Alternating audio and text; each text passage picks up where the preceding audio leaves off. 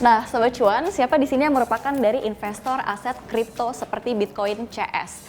Pastinya sudah banyak ya yang sudah mulai mengikuti atau bergabung di investasi aset kripto. Wajar aja Sobat Cuan, selama pandemi COVID-19, aset kripto ini seperti Bitcoin, Dogecoin, dan juga Ethereum ini harganya terus melonjak. Alhasil, jenis produk ini menjadi sasaran diversifikasi portofolio investasi saat ini.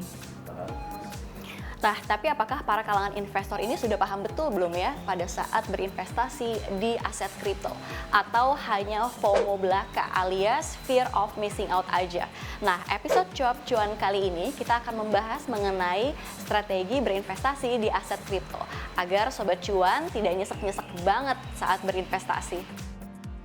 Sobat Cuan yang ingin memulai berinvestasi aset digital ini harus memperhitungkan resiko investasinya. Ingat ya bagi para Sobat Cuan, para investor pemula di investasi jenis ini, kalau cryptocurrency seperti Bitcoin ini selalu mengalami fluktuasi harga. Pernah pada saat tahun 2018 ini harganya ambles hingga 70%. Sehingga dengan demikian kalau Anda merupakan investor yang ingin memiliki investasi dengan resiko lebih rendah, maka dipastikan Anda tidak akan cocok dengan yang namanya aset kripto. Selain itu, Sobat Cuan juga perlu memahami bahwa aset kripto itu ada banyak sekali dan satu dengan yang lainnya tidak sama. Jadi pintar-pintar pilih ya. Kalau aset kripto yang legal untuk ditransaksikan sebagai aset komoditas di Indonesia, totalnya ada 229 berdasarkan Bapeti. Lalu gimana nih cara mudah memilih aset kripto yang tepat? Nah, agar mudah pembelian dan pencairan aset kripto, Sobat Cuan harus memastikan nih produk yang Anda pilih ini memiliki tingkat likuiditas yang tinggi. Lihat saja aset kripto dengan kapitalisasi pasarnya. Yang terbesar ada Bitcoin, disusul dengan Ethereum, lalu Binance Coin alias BNB XRP, Tether, Cardano, dan Dogecoin yang suka dipom-pom sama orang terkaya di dunia, Elon Musk itu loh. Memang Bitcoin itu aset kripto yang paling populer. Gak heran ya, soalnya paling banyak yang beredar alias memiliki kapitalisasi pasar terbesar dan paling liquid. Volume transaksi harian Bitcoin paling tinggi dibandingkan dengan aset kripto lainnya.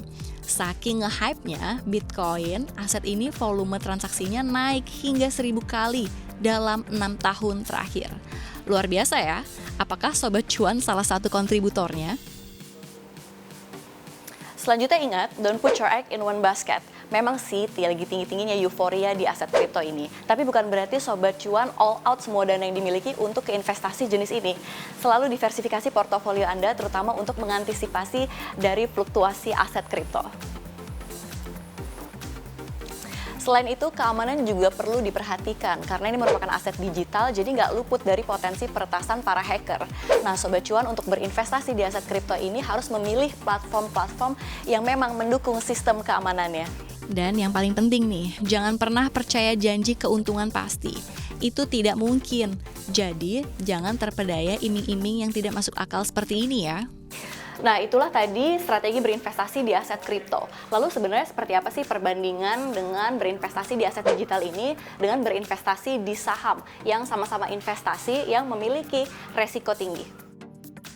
Nah, kedua aset ini memiliki kelebihan dan kekurangan masing-masing. Misalnya, aset kripto bisa ditransaksikan 24 jam, sementara saham hanya diperdagangkan selama jam perdagangan yang ditentukan oleh bursa. Tapi nih, investor saham bukan hanya mendapat capital gain atau keuntungan dari naiknya harga saham, karena bisa ada pendapatan lain dari pembagian dividen.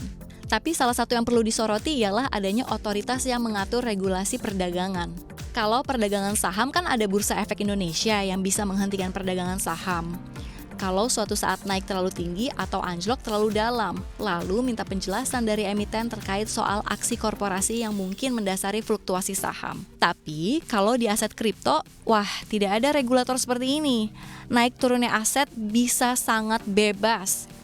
Dan yang paling sering dipertanyakan ialah underlying aset kripto.